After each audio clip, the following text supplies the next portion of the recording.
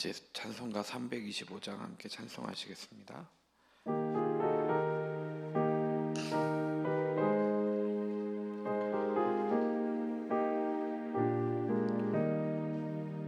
예수가 함께 계시니 시험이 오나 겁없네. 기쁨의 근원 되시는 예수를 위해 삽시다. 날마다 주를 섬기며 언제나 주를 기리고 그 사랑 안에 살면서 딴 길로 가지 맙시다. 이 세상 사는 동안에 주 이름 전파하면서 무한한 복락 주시는 예수를 위해 삽시다. 날마다 주를 섬기며 언제나 주를 기리고 그 사랑 안에 살면서 딴 길로 가지 맙시다. 이 세상 친구 없어도 예수는 나의 친구니 불의한 보위를 버리고 예수를 위해 삽시다.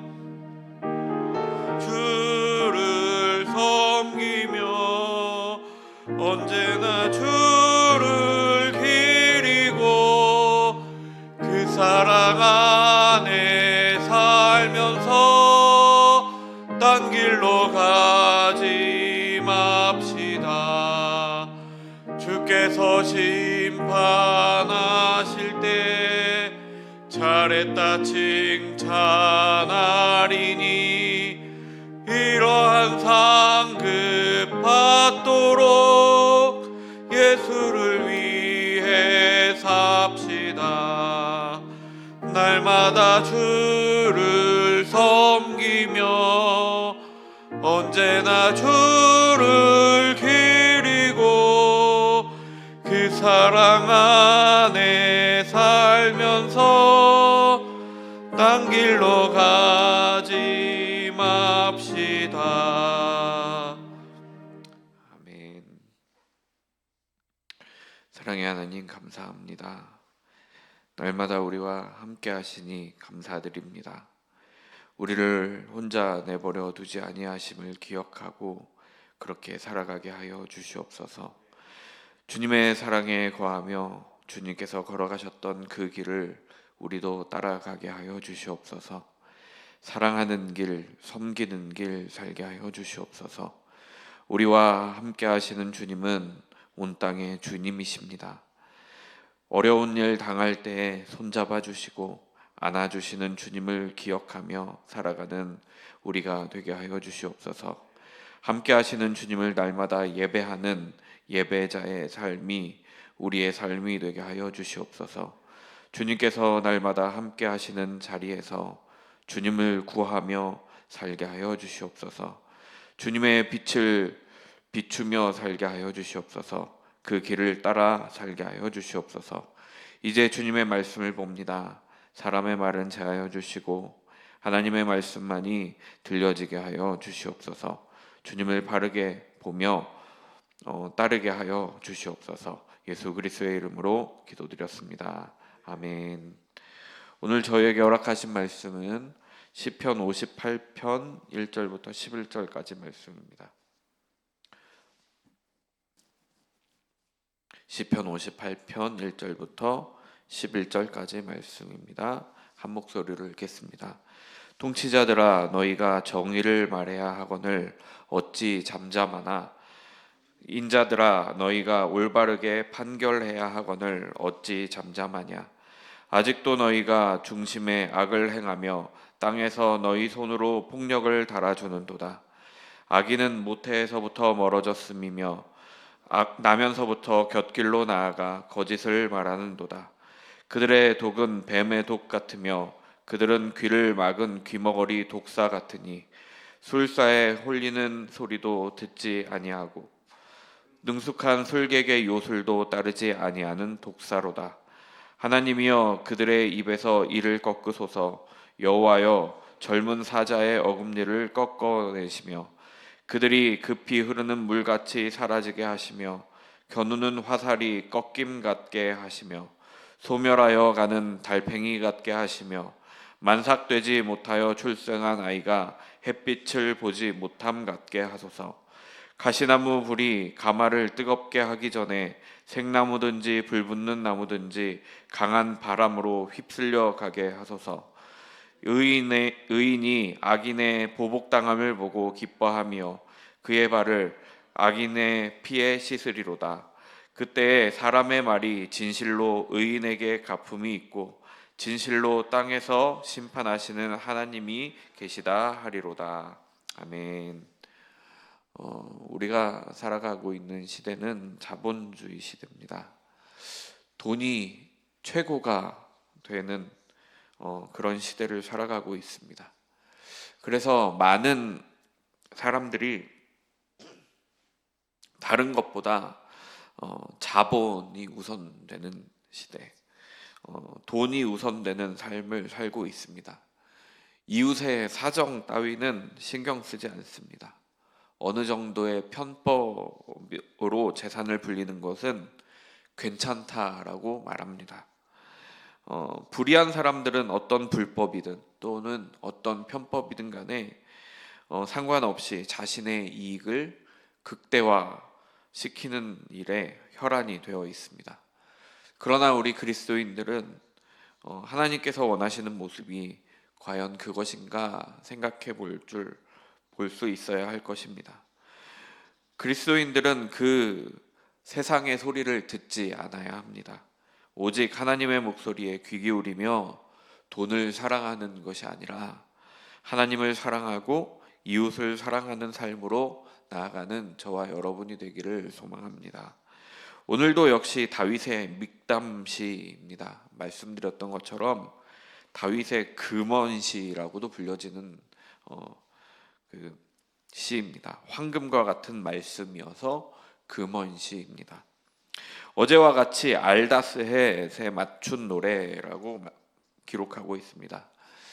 멸하지 마소서라는 뜻을 가졌다라고 말씀드렸었는데 이 시편 58편은 예전에는 일반적으로 민족의 탄원시로 그렇게 분류되어 왔었습니다. 그러나 일반적 탄원시들은 하나님을 부르면서 시작하고 있는데 시편 58편은 그렇지가 않습니다. 분명 탄식의 언어들이 그 안에 있지만 또 지혜 문학의 요소들이 그 안에 있습니다. 그래서 학자들 중에서는 지혜시로 구분하기도 합니다. 1절 말씀입니다. 통치자들아 너희가 정의를 말해야 하거늘 어찌 잠잠하냐. 인자들아 너희가 올바르게 판단해야 하거늘 어찌 잠잠하냐고 말씀합니다. 통치자들은 정의롭게 행해야 합니다. 이스라엘은 율법이 있으니 율법에 맞는 통치를 해야 하고 그들의 말도 율법에 합당한 말을 해야 합니다. 그들의 말은 그냥 개인의 말이 아니기 때문입니다. 체데크, 정의로운 말을 해야 되는데 그들이 잠잠합니다. 아무런 말도 하지 않습니다. 정의롭지 못한 일을 당하는 사회적 약자가 존재하고 그들을 위해서 통치자들이 정의로운 말을 해주어야 하나 그렇지 않습니다.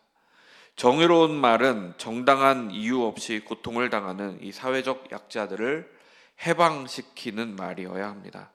그러나 통치자들은 자신의 이익과 관련이 없거나 혹은 말하지 않고 모른 척하는 것이 자신에게 이익이 되기에 잠잠하고 있습니다. 그들이 판결도 왜곡되게 하고 있는 겁니다. 통치자들은 판결하는 자리에 있으나 판결을 굽게 하고 있습니다. 그것도 역시 자신의 이익과 관련이 되어 있습니다. 자신의 이익에 따라 정의롭지 못한 말을 하거나 올바르지 않은 말을 하면서 판결을 하고 치리하고 있는 것입니다. 후반절을 개역개정 성경은 인자들아 너희가 올바르게 판결해야 하거늘 어찌 잠잠하냐 하고 번역을 하고 있지만 새번역 성경은 너희가 공정하게 사람을 재판하느냐 하고 번역을 하고 있습니다. 부르는 말은 통치자들아 밖에 없다라는 말입니다. 그러니까 새번역 성경은 인자를 사람으로 번역을 하며 목적격으로 두었습니다. 신학자들은 여기에도 무게를 실어서 이야기합니다. 인자를 비천한 자들, 사회적 약자를 뜻하는 것이다 라고 주장을 합니다. 통치자들에 의해서 억압받고 제대로 된 판결을 받지 못하는 그 현실을 시인은 고발하고 있습니다. 2절입니다. 아직도 너희가 중심에 악을 행하며 땅에서 너희 손으로 폭력을 달아주는도다 하고 말씀합니다.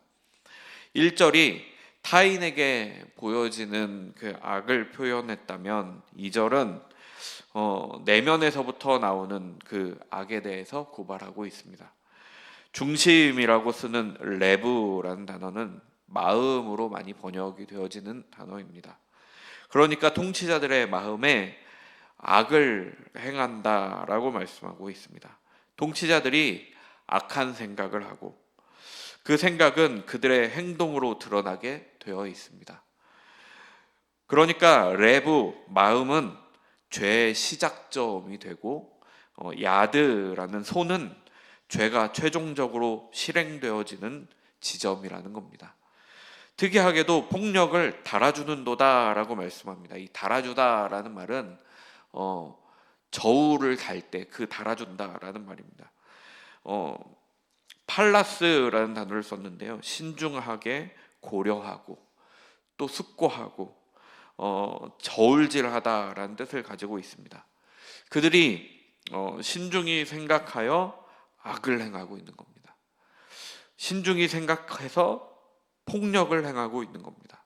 어떻게 하면 정의롭게 하는가가 아니라 자신의 이익을 위해서 어떻게 하면 될까 하고 숙고하고 있는 겁니다. 저울질한다라는 말은 통상적으로 공평한 것에 쓰이는 단어입니다. 폭력에 저울질한다, 달아준다라는 말을 씀으로 인해서 두 가지 해석이 가능하게 되는데요. 공평하게 이루어져야 하는 판결이 자신의 이득과 폭력으로 인해 공평을 잃어버린 겁니다. 혹은 통치자이기에 자신이 생각하는 공평의 기준이 따로 있어서 이 통치자 입장에서 공평을 행한다고 하나 그것이 폭력이 되는 것입니다. 마치 선과 악의 판결의 기준이 자신에게 있는 것처럼 말입니다. 그의 폭력은 자신에게는 공평이 되는 겁니다. 어쩌면 똑같은 말이죠. 공평을 잃어버린 것이나 그 공평의 기준이 자기에게 오나 이것은 그의 마음에 악이 있기 때문입니다. 3절 말씀입니다. 악인은 모태에서부터 멀어졌으며 나면서부터 곁길로 나아가 거짓을 말하는도다 하고 말씀합니다. 악인은 태어나면서부터 악하다 하고 말씀하고 있습니다. 곁길로 나아가 거짓을 말한다라고 말씀합니다. 모태에서부터 하나님과 멀어져서 하나님과 상관없는 삶을 산다라는 말입니다. 또 공동체가 추구하는 선을 살아가는 것이 아니라 그 공동체에 반대되는 길, 역행하는 길을 걷고 있다라는 겁니다. 멀어진다라는 단어, 주루라는 단어를 썼는데요. 곁길로 들다라는 말입니다. 그러니까 히브리어 원어는 다르지만 곁길로 간다는 말이 두 번 쓰여 있는 겁니다. 바른 길을 버리고 다른 길로 가는 것을 말씀하는 겁니다. 이 다른 길로 가는 것이 곧 죄입니다. 그 안에 죄가 가득하기 때문에 다른 길로 가는 겁니다. 그래서 4절에 독사의 이야기가 나옵니다. 시인은 악인들의 모습을 독사에 비유하고 있습니다. 그들의 독은 뱀의 독 같으며 그들은 귀를 막은 귀머거리 독사 같으니 하고 말씀합니다. 독사는 독을 내뿜습니다. 그 독이 사람을 죽이는 독입니다. 악인들은 죄악의 말을 내뿜고 죄악된 행동들을 내뿜습니다. 그 말이, 그 행동이 사람을 죽이는 것이라는 겁니다. 그리고 그 말이 행동이 될 때 강포를 행하고 폭력을 행하게 되는 겁니다. 문제는 그들은 듣지 않는다는 겁니다. 귀머거리 독사와 같다 하고 말씀합니다. 귀를 막은 자는 아무리 말해도 듣지 않습니다. 들리지 않습니다. 진리에 대해서 선포하고 공의에 대해서 선포할지라도 전혀 들리지가 않습니다. 아니, 듣지 않습니다. 그러기에 그들은 자신의 욕망대로 행합니다. 악을 행하고 악하게 움직입니다. 전혀 변할 만한 모습이 보여지지 않습니다. 그래서 5절에 말씀합니다. 술사에 홀리는 소리도 듣지 않고 능숙한 술객의 요술도 따르지 아니하는 독사로다. 어렸을 적에 만화에 많이 나왔는데요. 피리를 불면 코브라가 춤을 추기도 하고 또 그 사람을 따라가기도 하고 술사의 뜻대로 움직이는 것을 본 적이 있으실 겁니다. 그들은 귀를 막은 독사와 같아서 그 어떤 소리에도 반응하지 않는다라는 겁니다. 그 어떤 소리에도 반응하지 않는다는 뜻입니다. 요술사나 이런 사람들에 대해서 긍정하는 말씀이 아니라 이들도 어찌하지 못할 만큼 귀를 막고 사는 악인들에 대한 비유라고 보시면 좋을 것 같습니다. 그러니까 악인들의 가장 큰 특징 중에 하나가 듣지 않는다라는 것입니다. 그들은 자신의 생각으로 가득 차서 다른 말이 자신에게 들어오지 않습니다. 그것이 곧 악이 되고 악한 행실로 나오게 되는 겁니다. 6절 말씀입니다. 하나님이여 그들의 입에서 이를 꺾으소서 여호와의 젊은 사자의 어금니를 꺾어 내시며 하고 말씀합니다. 그들의 이를 꺾어달라라고 하나님께 간구합니다. 그들을 젊은 사자에 비유하고 있는데 이 사자는 포식자입니다. 사자들의 이빨은 약한 동물들을 죽일 수 있는 그 이빨입니다. 그러니까 그것은 악한 말이 될 수도 있고 악인들의 폭력이 될 수도 있습니다. 사회적 약자들을 물어뜯는 그들의 이와 같은 죄악을 꺾어달라라고 하나님께 간구하고 있는 것입니다. 사자의 이빨을 꺾는 것은 사자에게서 가장 위험한 부분을 꺾어 없애는 겁니다. 그러니까 악인들의 악을 꺾어 그것을 없이 해달라라는 시인의 요청입니다. 꺾으소서라는 단어, 하라스라는 단어는 갈기갈기 찢어버리고 부수고 파괴하다라는 뜻을 가지고 있습니다. 그러니까 완전히 없애버려 주십시오 하고 요청하고 있는 겁니다. 이 뒤에 나오는 또 꺾다라는 단어는 나타츠라는 단어를 사용했습니다.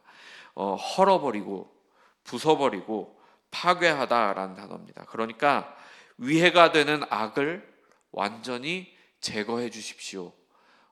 약자들에게 큰 고통이 되는 그 악을 완전히 제거해 주십시오 라고 말씀하고 있는 겁니다. 7절 말씀입니다. 그들이 급히 흐르는 물같이 사라지게 하시며 겨누는 화살이 꺾임 같게 하시며 하고 말씀합니다. 여름에 그런 경험 해보셨는지 모르겠는데요. 제 차가 검정색 차라서 여름에 빛을 굉장히 많이 받거든요. 뜨거운 곳에 세워놓으면 물 한 방울이 떨어지면 금세 말라버립니다. 광야에서 비가 오면 급히 사라집니다. 비가 오면 급히 증발해 버리거나 우기에 비가 많이 오면 물살이 빠르게 흐르기도 하겠지만 그것이 여름이 오면 또 그것도 역시 급히 말라버린다라는 말입니다. 이 개천을 와디라고 부른다고 합니다. 이 와디를 상상했을 것이다라고 신학자들은 추정하고 있습니다. 그러니까 아무리 비가 와도 비가 오지 않을 때에는 땅에 물이 전혀 남지 않는 겁니다. 그러니까 악인들이 이 물과 같이 완전히 사라지게 해달라 하고 하나님께 간구하고 있습니다. 악인들의 종말을 구하고 있습니다. 또 겨누는 화살같이 꺾이게 해달라 하고 요청하고 있습니다. 사자와 마찬가지로 화살은 누군가를 죽이고자 하는 목적을 가지고 있습니다. 그러니까 악인들의 악한 계획, 다른 사람을 죽이거나 맞출 수 있는 그 모든 계획들이 엎어지게 해달라라는 겁니다. 이 꺾이다라는 단어는 히브리어로 물이라는 단어인데요, 자르다라는 뜻을 가지고 있습니다. 이 단어는 할례를 행할 때도 쓰이는 단어입니다. 그러니까 이 꺾인다라는 말이 우연히 꺾이는 것이 아니라 의도적으로 꺾어달라라고 요청하고 있는 것으로 보입니다. 8절 말씀입니다. 소멸하여 가는 달팽이 같게 하시며 만삭되지 못하여 출생한 아기가 햇빛을 보지 못함 같게 하소서 하고 말씀하고 있습니다. 달팽이는 습한 곳에서 사는 동물입니다. 달팽이는 물이 있어야 살 수 있습니다. 그런데 앞에서 살펴봤던 것처럼 비가 와도 물이 없어지는 그 광야에서는 달팽이는 죽어갈 수밖에 없습니다. 금방 마르고 자취를 감춥니다. 악인들이 달팽이처럼 없어지게 해달라는 겁니다. 또 시인은 만삭되지 못한 아이의 악인의 운명을 빗대어서 말하고 있습니다. 만삭되지 못하고 일찍 태어난 아이는 지금도 다른 아이들보다 10달을 다 채우고 나온 아이들보다 생존 확률이 떨어집니다. 그런데 시인이 시를 기록하고 있던 그때는 어땠겠습니까? 햇빛을 보지 못함 같다라는 말은 아이가 세상을 떠나서 빛을 더 이상 보지 못한다라는 말을 하고 있는 것입니다. 그렇게 악인을 그렇게 해달라라는 겁니다. 하나님께서 심판해 주셔서 악인의 결말이 좋지 않게 해달라고 하나님께 요청하고 있습니다. 9절 말씀입니다. 가시나무 불이 가마를 뜨겁게 하기 전에 생나무든지 불붙는 나무든지 강한 바람으로 휩쓸려 가게 하소서 하고 말씀합니다. 불이 가마를 뜨겁게 하는 것은 악인들이 악한 행위를 하는 겁니다. 악인들이 악한 행위를 하기 전에 미리 불을 붙일 수 있는 나무를 앗아가 달라 하고 말하고 있습니다. 제가 어렸을 적에 신비한 경험을 좀 했었는데요. 시골에서 국민학교, 그러니까 지금은 초등학교에 다닐 때 일이었어요. 수업이 끝나면 청소를 하지 않습니까? 그날 대청소였는지 기억이 안 나는데 저와 제 친구 한 명이 운동장 옆에 그 계단을 청소하라 그래서 이제 둘이서 이렇게 나왔거든요. 그날따라 바람이 이상하게 부는 겁니다. 먼지와 나뭇잎들이 바람에 휩쓸려 바람이 어떻게 부는지 보였는데 동그란 원을 이렇게 자꾸만 그리더라고요.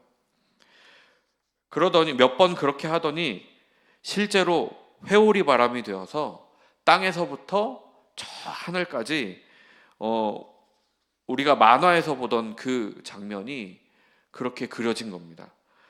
그러더니 이 크기가 한 어린아이, 그때 제 나이 때에 이렇게 팔을 벌렸던 크기만큼 이렇게 컸었거든요.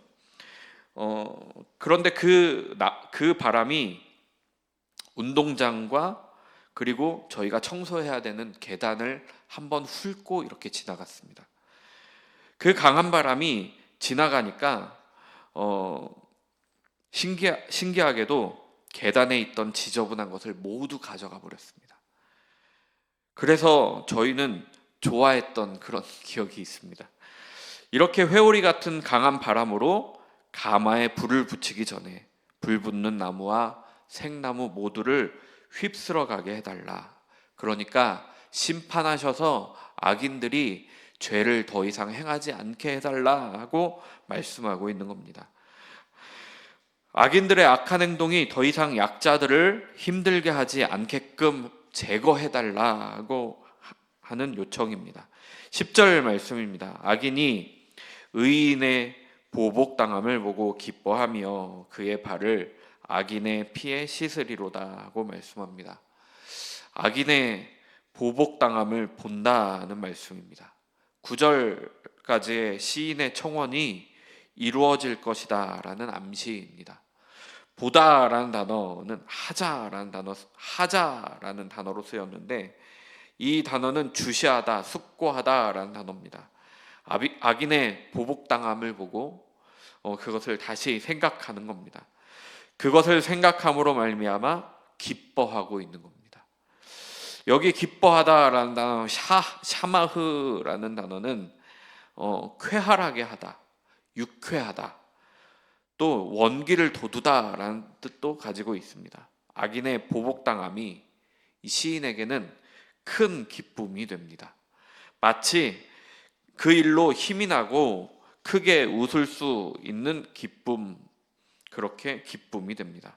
그의 발을 악인의 피에 씻는다라고 말합니다. 실제로 피에 씻는 것은 아니겠죠. 이것은 전쟁과 같은 악인과의 공존 속에서 하나님의 개입하심으로 인해 승리한 것에 대한 기쁨의 표현입니다. 10절은 전체적으로 기쁨을 과장되게 표현하고 있습니다. 11절 말씀입니다. 그때에 그 사람의 말이 진실로 의인에게 가품이 있고 진실로 땅에서 심판하시는 하나님이 계시다 하리로다. 아멘. 악인들이 의인 앞에서 엎드러지는 심판을 보고 사람들이 말을 하게 된다라는 겁니다. 진실로 땅에서 심판하시는 하나님이 계시다고 말합니다. 1절 말씀에 통치자들이 정의를 말하지 않고 제대로 된 심판을 하지 않는다라고 말씀하는데, 지금 11절에 와서는 하나님께서 심판하시고 정의와 공의로 하나님께서 심판하셨음을 말씀하고 있습니다. 그리고 사람들도 진실로 땅에서 심판하시는 하나님이 계시다라고 말씀하고 있다는 겁니다. 악인도 심판하시고 악하게 통치하는 통치자들도 하나님께서 심판하십니다.